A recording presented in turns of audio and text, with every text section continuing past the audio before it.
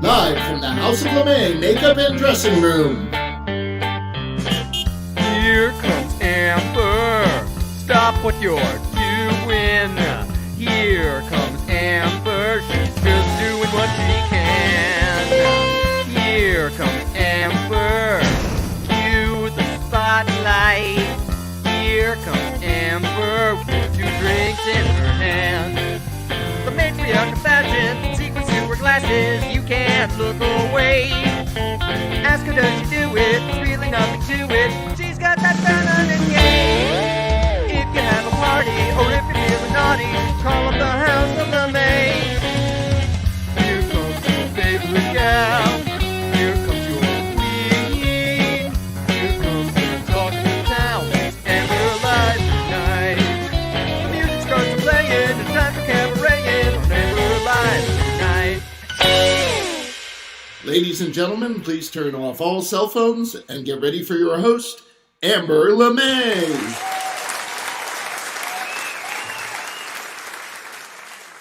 Who would you trust your child with?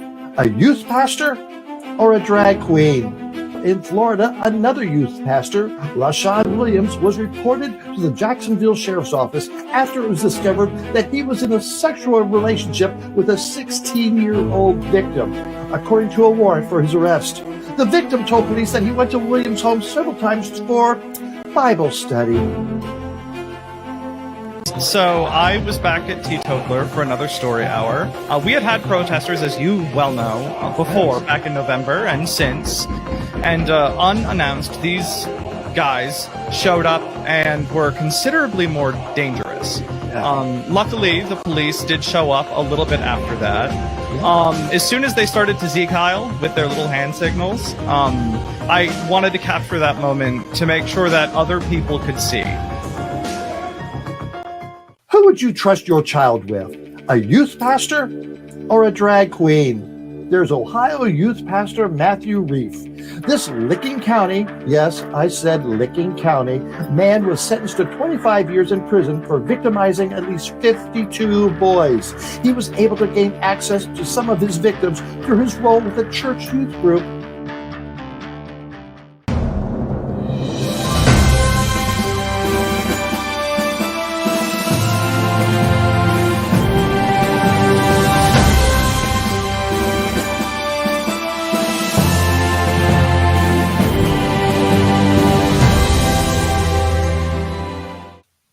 Yes, that 7 Days Daisies party was a lot of fun, and we want to thank 7 Days for hosting the party and all of our fans who voted for us. It was an extreme honor. But now, what does eBay, shampoo, and vibrators have in common? They're all a part of this week's news briefs.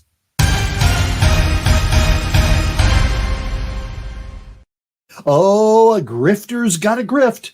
The leader of a St. Petersburg church may have skipped over the thou shalt not steal commandment as authorities arrest him for operating a multi-million-dollar theft ring that spanned several Florida counties. Oh yeah, Florida.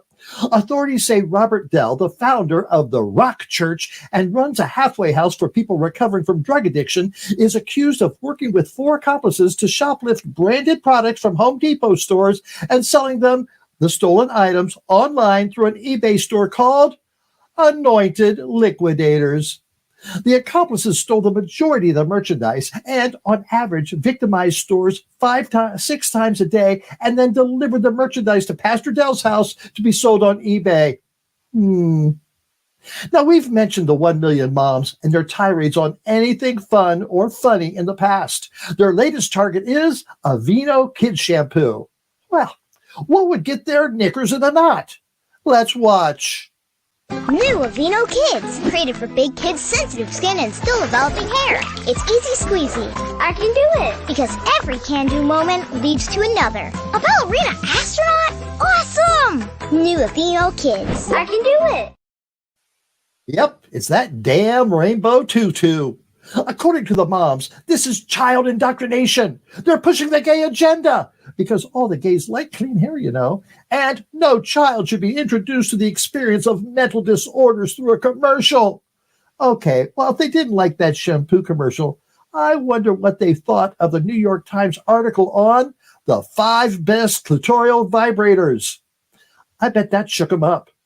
Shopping for sex toys can be intimidating, according to the piece published in the Wirecutter section, which noted that the authors interviewed sex researchers, crowdsourced opinions, and worked with 11 volunteers who tried 30-plus vibrator models to compile a list. The consensus landed on the $150 Magic Wand Rechargeable as the top choice because of its quiet motor, easy-to-clean silicone head, and 1-year warranty. And if you're wondering, the one that cost the most was the least favorite of the 5. I guess money really can't buy happiness after all. And that's this week's News Briefs.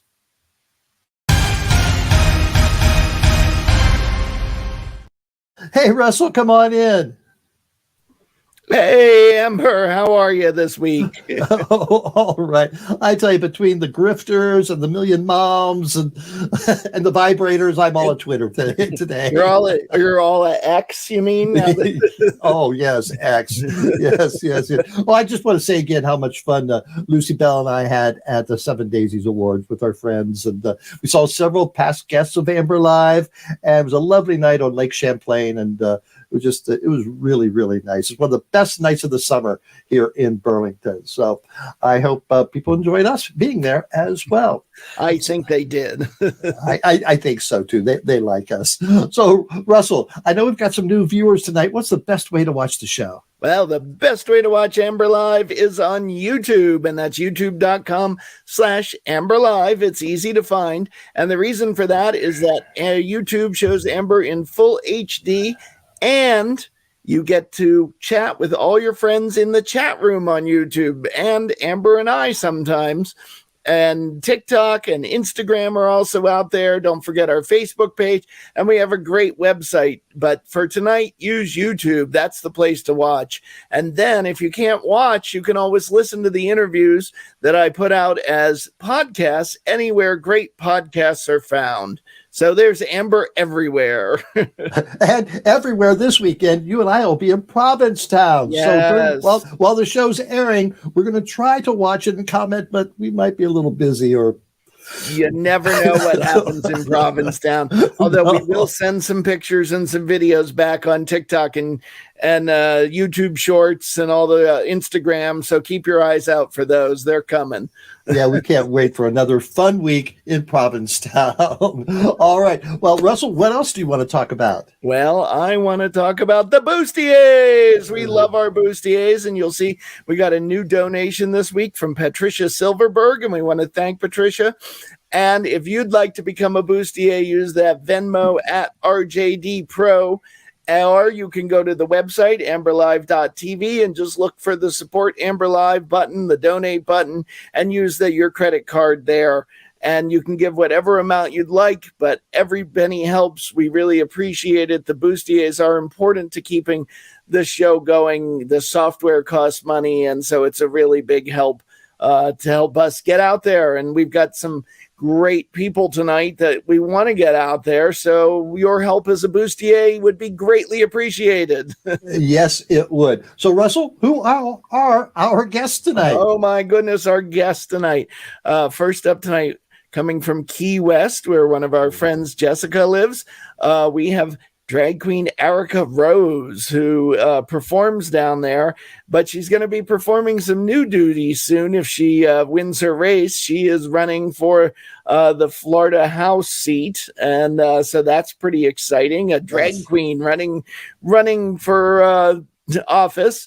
And then we have from Maryland, Joe Vogel, who is just fascinating and well-spoken, and he is already in the House in Maryland, but he's running for U.S. Congress now, so he's going to need your help. They'll both need your help if possible. So 2 great interviews with some incredible politicians who are setting out to change the landscape. Oh, they're both really, really interesting interviews. So let's get started right now. In my talks with the many drag queens from around the country and the issues they're having with local governments and harassment from groups such as the Proud Boys, I've often said we drag queens need to get off the stage and into the streets. Michael Elgin Travis, who performs as Erika Rose, is taking a few steps further and wants to go to the Florida State House. Let's talk to Erika. Erika, come on in. Oh, hello. How are we doing today? Oh, we're doing fine. Are you in Key West? Yes, I live in Key West. Oh, how exciting. Now, it looks a little hazy there today. Is that okay for you? Well, the good news is we have a little bit of overcast, so we're not baking in the sun as we have been for the last 2 months. I totally It's been appreciate that. miserable. And the Melt water my face off. and the water temperature is rising too. Oh, yes, it's like a nice bath water. No, thank you. No, thank you. All right. So tell me the history of Erika Rose.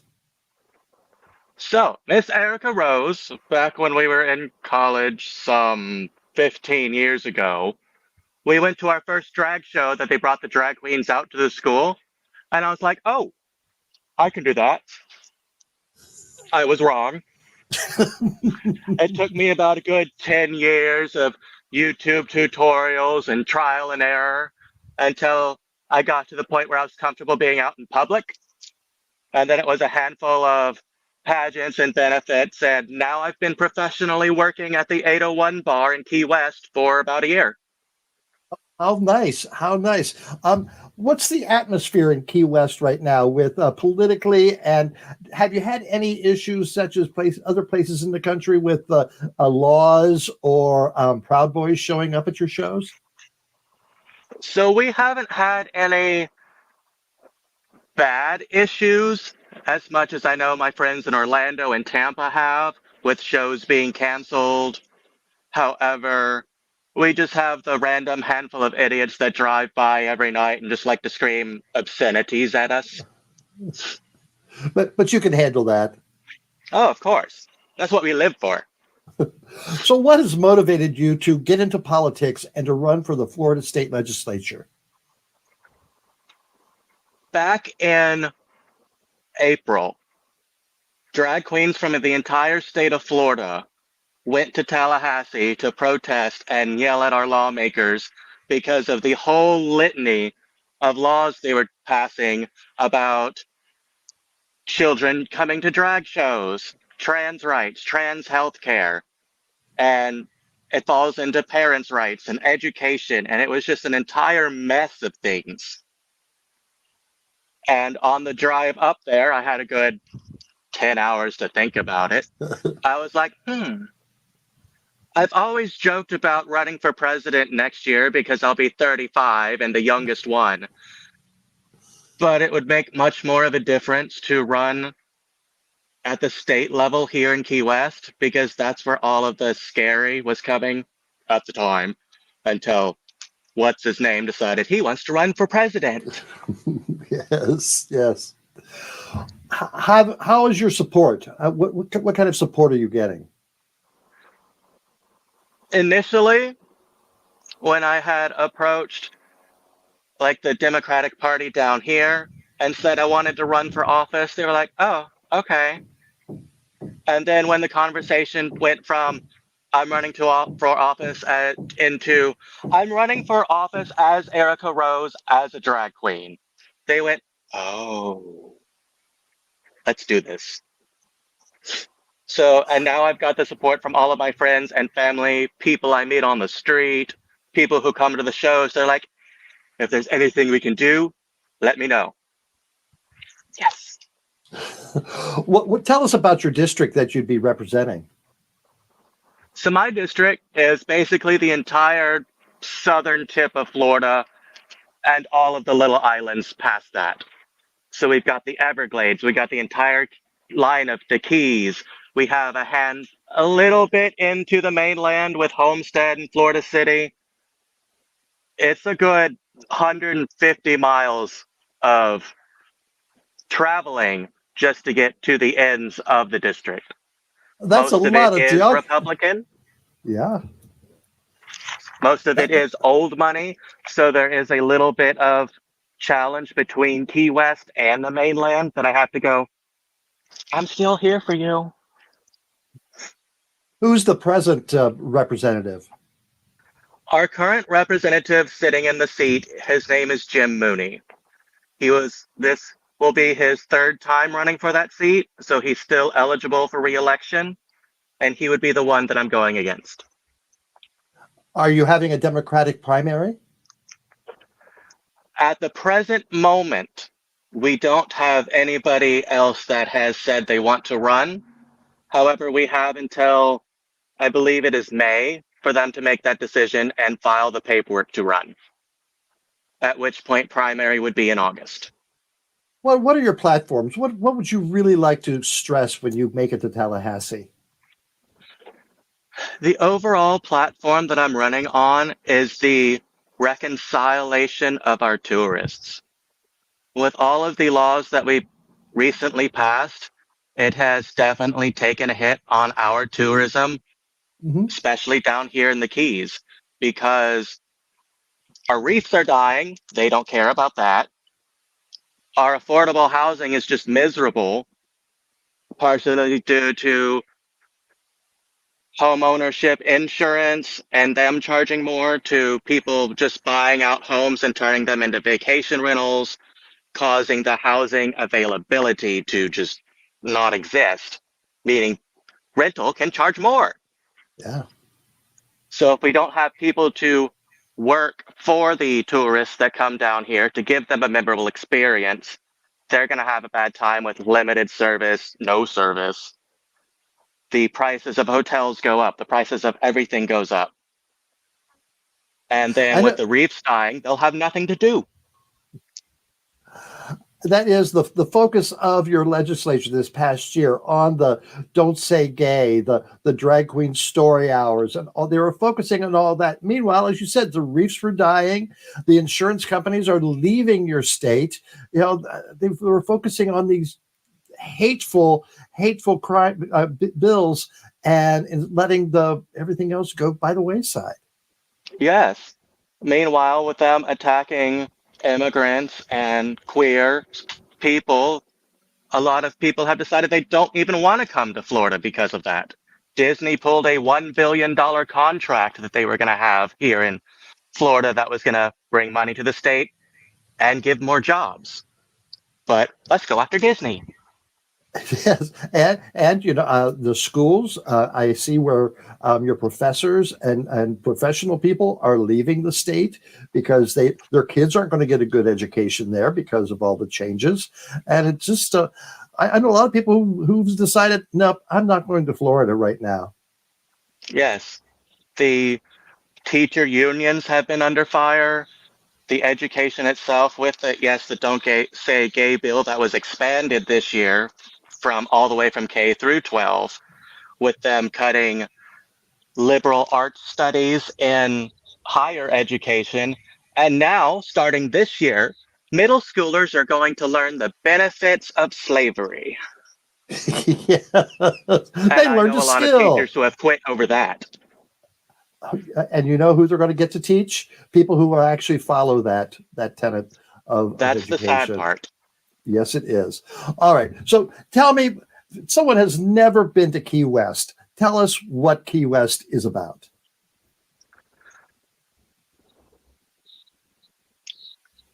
I came to Key West for the first time about 5 years ago for a one-night vacation. I'm still here. There's just a magic about being down here in the Keys that I haven't found anywhere else, because you can be sitting out on your front porch reading a book in the middle of Arkansas, and it just doesn't have that same magic as sitting on your porch reading a book down here in Key West. It's just, I don't know how to explain that relaxation, just be here stillness that is Key West. Other than that, yes, we've got the drinking, we've got the parties, we've got the third largest reef in the world, 7 miles off the coast, that you can go and snorkel and see all the beautiful coral that currently need help, but they're there. I've visited Key West once, and I agree with you. It's like feeling you're somewhere else in the world, or like nowhere else in the world. I got a similar feeling when I first visited New Orleans. You just knew you were someplace special, and that's what I liked about Key West. You get a lot of cruise ships coming in. How does that affect your town life there? So cruise ships are another big topic we have down here, specifically in Key West. During the pandemic, when we weren't getting cruise ships down here at all to limit travel, we noticed that our waters were getting healthier, the reefs were growing back. So we as a city said, no more. We don't want them. And then at the state level, they said, no, your little locations don't get to make rules like that. We have been managed to limit the size of the ships somewhat to fit at one of the private piers that we have no control over. However, as a whole, those of us who work afternoon down into night, we don't make money. Most of our cruise ships come in between 8 a.m. and noon.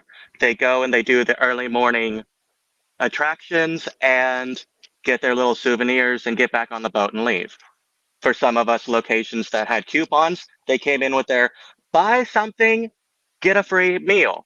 They would come in, they'd buy a water bottle, they got a free meal, they tipped $1 and they left. We weren't making money off of them either. Sad. How sad. We make more money on people. Oops, sorry. Oh, no, go ahead.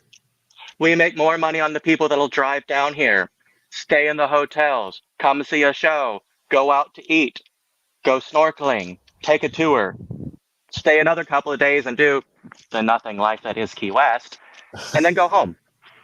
Tell all their friends and then come back. That sounds like my experience as well.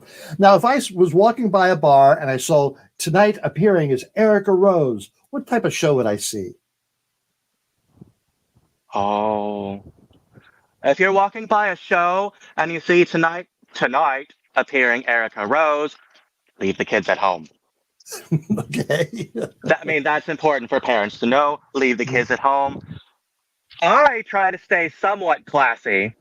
My coworkers, however, well, it's a drag queen show. However, we do have shows during the daytime that are a lot classier and family friendly that we want people to bring their families. Bring your children, bring your dog. It's a great show for everyone. Tell us some of the big nights in Key West that you have there, the big parties. Ooh. So most people have heard of our biggest party of the year. It is the last full week in October. It is called Fantasy Fest. Oh, yeah. It is a 10-day adult costume party with various events scattered between Sunday's zombie bike ride, which is family friendly, to various other things that are not family friendly, all technically ending with a big parade on Saturday. However, on Sunday at brunch, we have the When the Fat Lady Sings party. Because it's not over till the fat lady sings. I get it there. And what do you drop at New Year's? I've seen something special that gets dropped at New Year's Now, in Key West. There are four different parties in Key West. There is a party where they throw a key lime pie off the roof to signal New Year's. Over at Schooner Wharf, they lower a pirate winch from one of the tall ships. They lower an orange, I believe, at Sloppy Joe's. However, across the street from my home bar at Bourbon Street Pub, we have the lowering of the drag queen. Now, my house matron, her name is Sushi. She started this 20 years ago, and they built her a papier-mâché red high heel that she sat in, and they lowered her down from the second floor balcony. They made her one that is slightly stronger than papier-mâché next year, and that is what she has continued the tradition in. She has since retired this past year, so we're all excited and anxious to see what's going to happen this New Year's with the new shoe queen. Yeah, who's going to fill that shoe? That'll be interesting. We don't know. We're waiting. Ooh. We can't. Ooh. How will that be decided? There's lots of rumors. People love talking. But overall, I haven't heard from any creditable source. All I saw was the poster that says, "Come out to see us New Year's and see who the next shoe queen is." Oh my, they're teasing. They're teasing you. Mm-hmm. So what is the Is it next gonna- what is the next couple of weeks of your campaign? Or have you really started campaigning, or are you holding off a little while? So I announced back in June that I wanted to run. Hmm? I filed all the paperwork at the end of June. The news got out. I think in Tampa, they wrote down Michael Travis, Democrat, running for office in Florida Keys. It wasn't until the reporter from Florida Politics reached out to me to get to know me a little bit, that she was like, "Oh, drag queen running for office?" And then the news really got out there, and I've heard from 10 different reporters in the last week wanting to do interviews. We're even going international next week, as I'm getting an interview with Pink News out of the UK. Well, how exciting. Well, Erika, congratulations. Personally, for me, it's going to be the interviews. I finally got my online donation platform set up today for people to start donating. I'll email you that link later. And then from now till the end of the year, it's writing letters, talking to people, raising money, being present in the community, and then starting at the beginning of next year, the hard hitting of, okay, we're doing this. Well, how exciting for you, Eric. Thank you so much for taking action. Like I said, we need to get off the stage and into the streets and now into the State House. Thank you and good luck. Into the office. Bye-bye. Thank you, Erika. Good luck on the campaign trail. And now it's time for Altar-cations.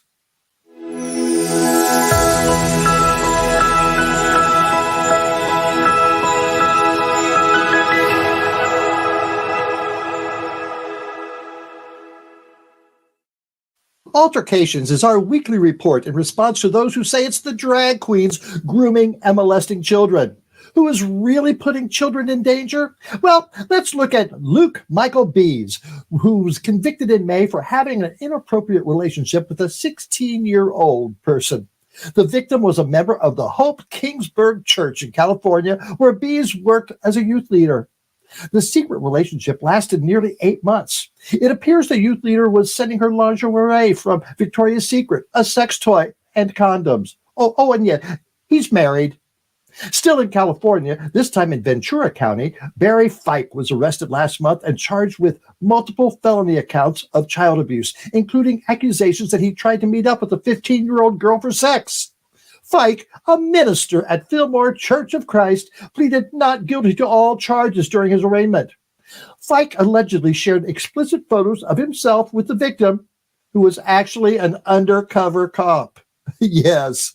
And then there's Sean Gooden, a Boy Scout leader, a leader in the Church of Latter-day Saints, a lawyer, and someone who pleaded guilty to 4 sexual assault charges involving a child less than 14 years old.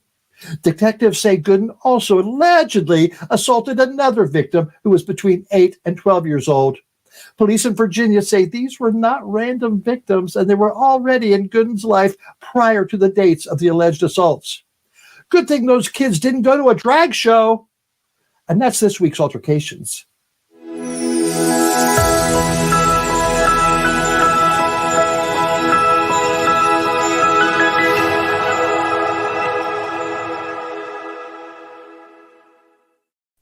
Good report, Amber. Oh my, I get tired of saying all those things, but until they stop hitting on us drag queens, I'm still going to put it out there. Yeah, week after week, and it's getting a lot of attention on Instagram, and YouTube. So I guess keep it up till things straighten out. I've got a file of cases, and I one of my favorite websites is Joe by God, and he reports on these. So I borrow a lot of information from him. So thank you, Joe. Thanks. Yeah. Well, we have a lot more to come tonight.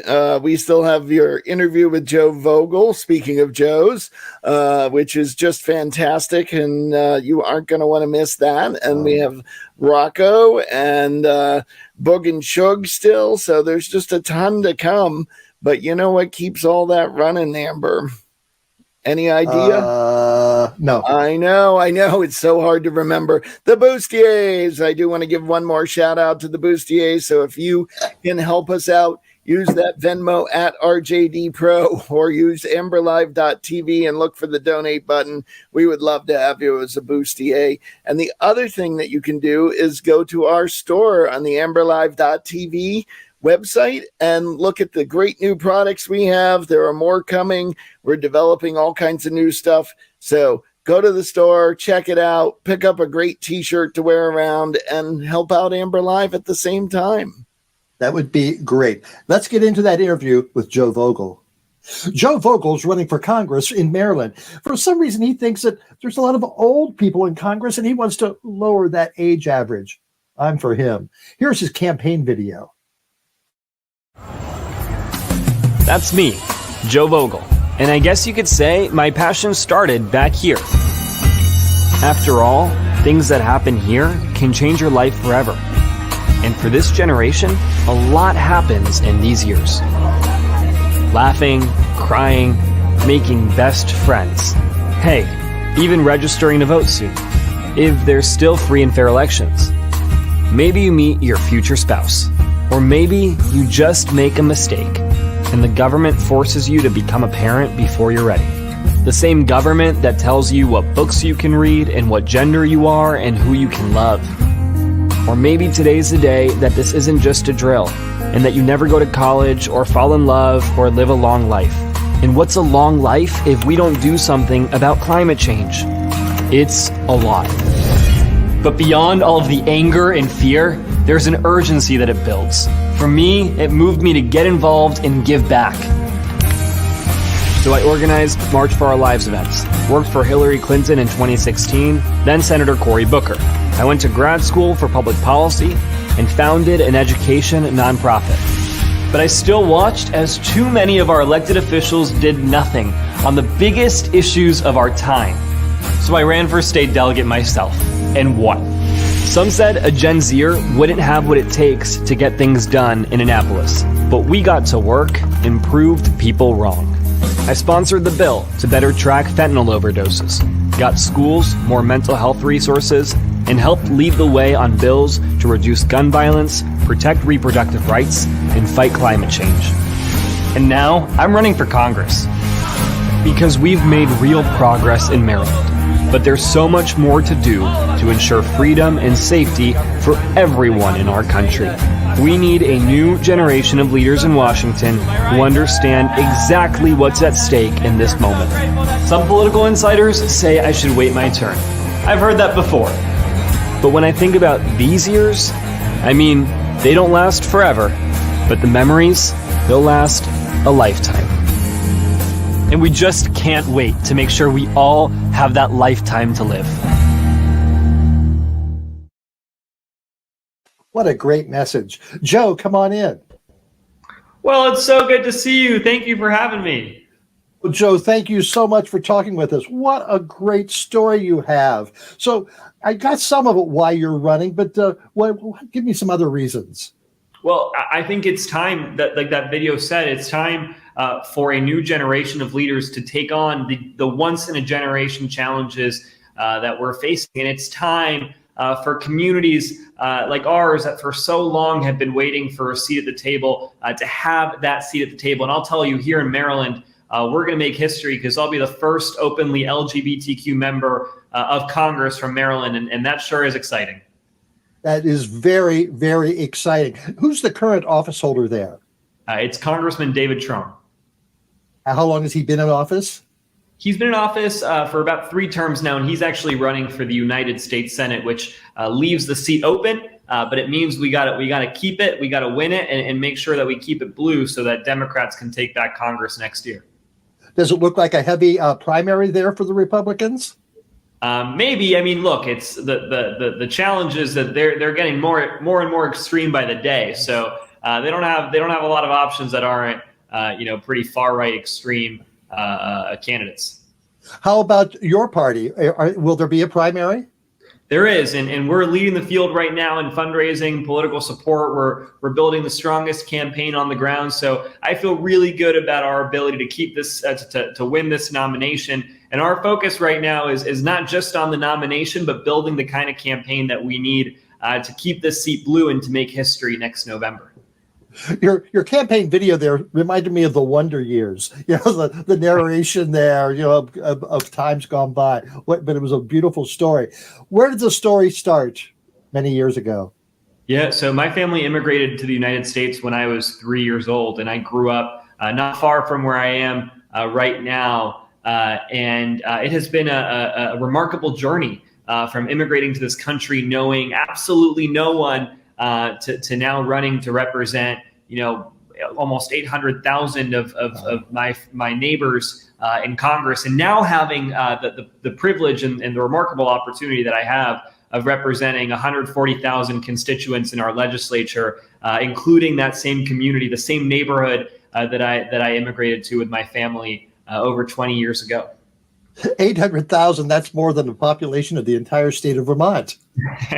Well, it's how many folks that I have the opportunity now on this campaign to meet and share my message and speak to them about why I want to represent them in Congress. So it's a lot of work. I'm spending this weekend back out in the western part of the district in Allegheny and Garrett County, building this campaign and earning the trust of the people that I'm seeking to represent in the United States Congress.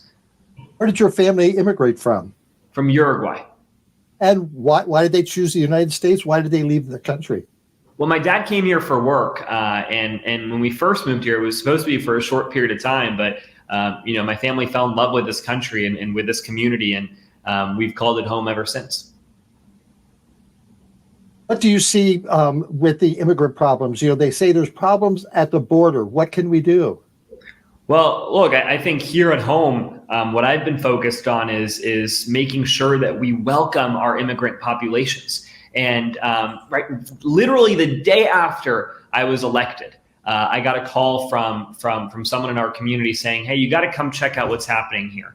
And we went to a motel in my district where a bunch of the immigrants that are being bussed up here, many of them are refugees, asylum seekers, and they're being bussed up here by Governor DeSantis and Governor Abbott with their political agendas, where they're treating these people as political props, and they're ending up in my district, right? And our job is to say, you know what, send them here, because we're going to be welcoming, we're going to be accepting, and we're going to give them the resources that they need to thrive. So that's what I've been focused on right now. And I think what we're seeing at the border right now, I was seeing reports of it the other day, the inhumane practices that some of these governors are advancing, these balls that they're putting in the river that have saws on the side of them, right?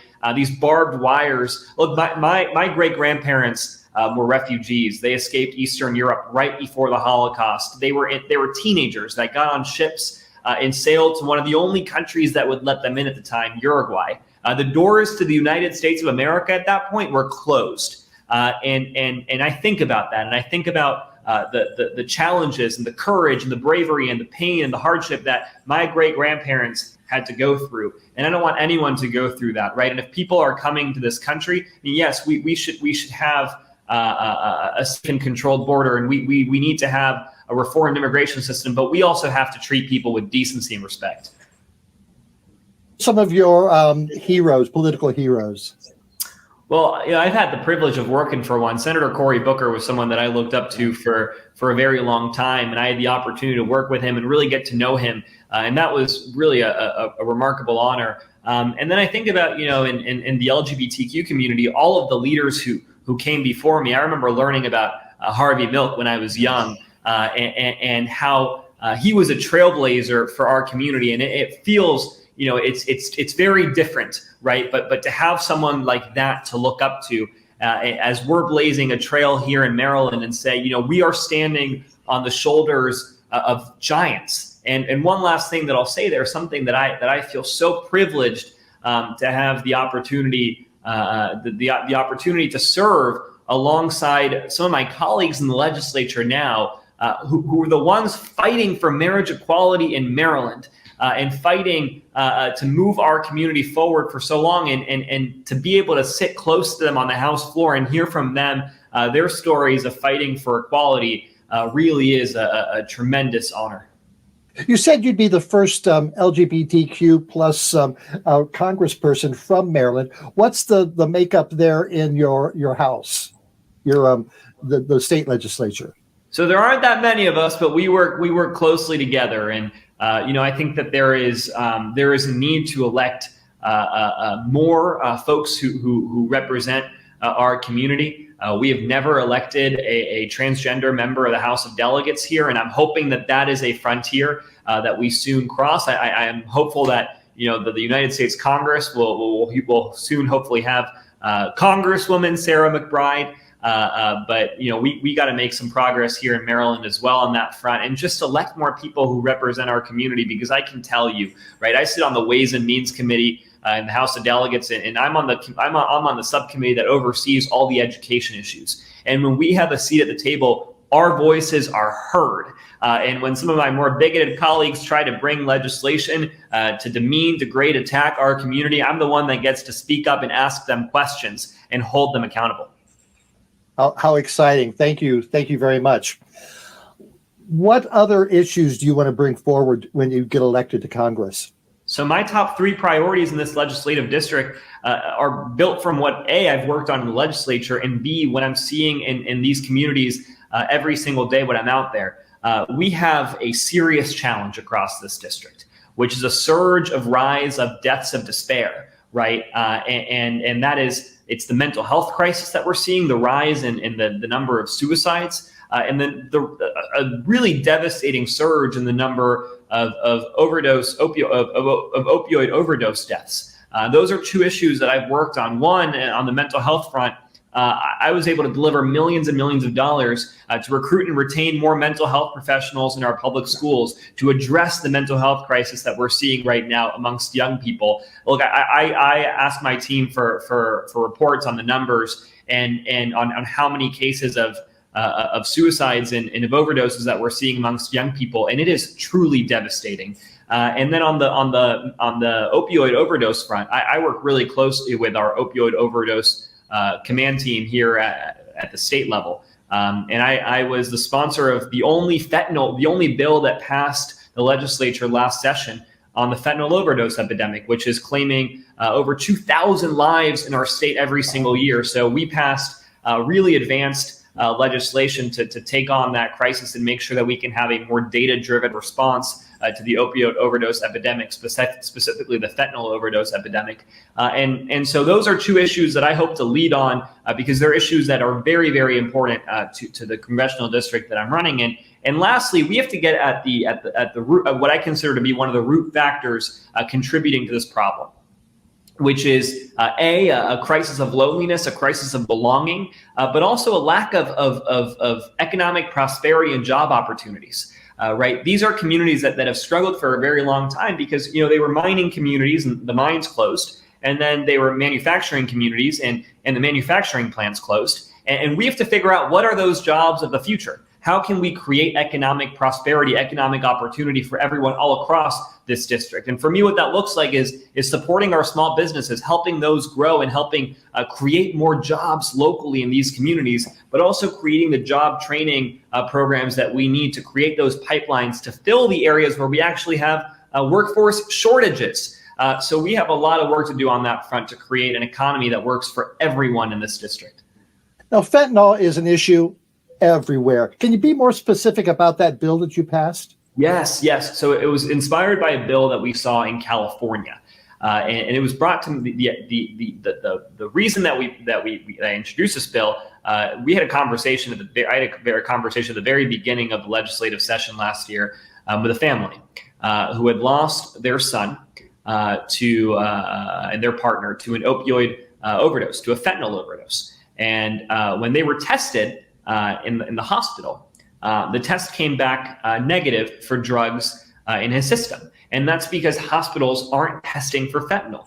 Right? Fentanyl is the leading drug responsible for overdose deaths in our country right now. But too many hospitals, most hospitals, I would venture to say, still aren't testing for it.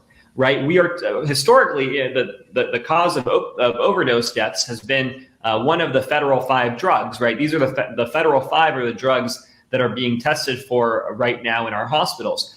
My argument, the reason that I think we needed this legislation was that considering the prevalence of fentanyl in our communities, we need to be testing for it as well. And if we're not testing for it, it can have it's not allowing us to see clearly how many fentanyl overdose deaths there are, but also we're not empowering patients with information.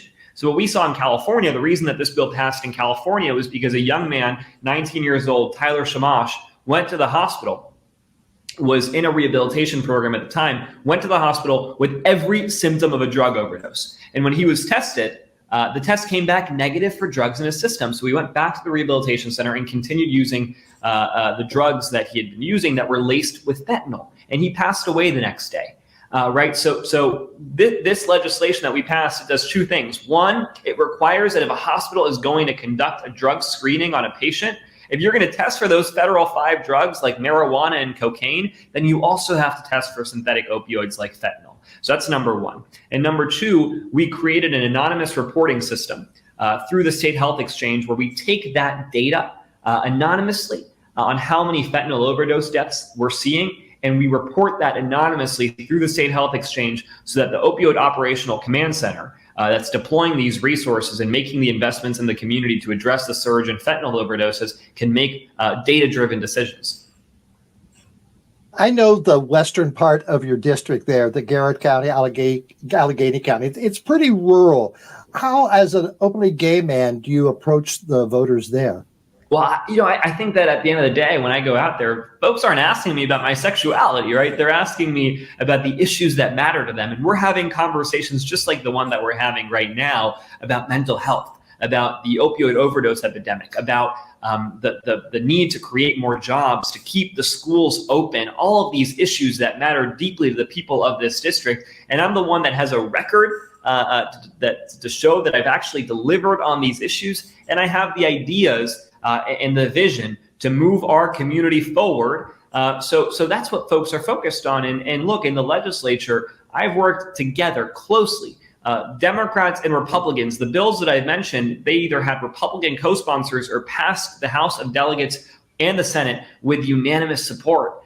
Because if you have good ideas, if you're willing to listen and work together, we can get things done. That's the approach that I'm bringing on this campaign. And that's why I think we're going to be able to build a coalition. Yes, with a whole lot of Democrats, but also a whole lot of Republicans, folks who want to see this district move forward and want to see us move past the chaos and division of the last many years.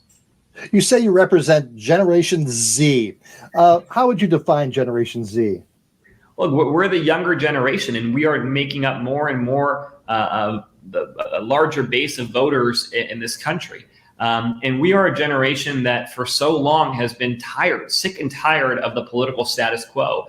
I first got involved in politics shortly after Sandy Hook because I remember the day of the Sandy Hook Elementary School shooting. I remember where I was, and I remember watching that and saying, oh my goodness, 5- and 6-year-old kids were killed in their classrooms. Something is going to change. Government is going to do something. Well, I've been waiting now over 10 years for government to do something on the issue of gun violence. And in Maryland, we're making progress and we're seeing the results, the positive results of gun safety legislation, right? And this is legislation and my vision for gun safety. It's legislation that respects the Second Amendment while also respecting the lives of second graders, right? So that is something that we need to really consider. And for our generation on this issue and on so many others, we have seen complete inaction for so long. So we're sick and tired, and we're saying, hey, look, if the politicians who've been here for a while, if the politicians who are part of the status quo and part of the problem aren't going to do anything,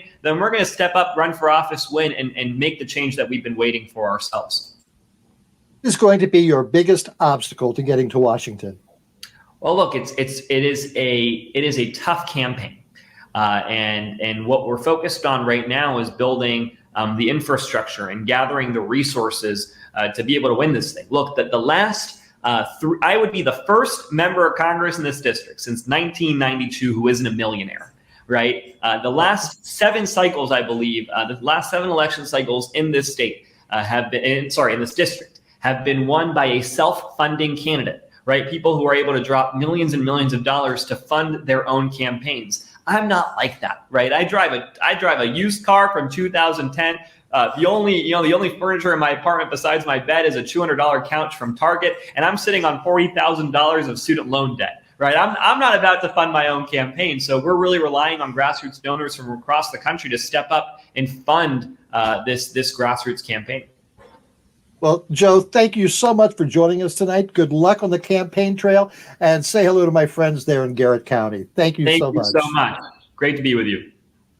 Thank you, Joe. And again, good luck on the campaign trail.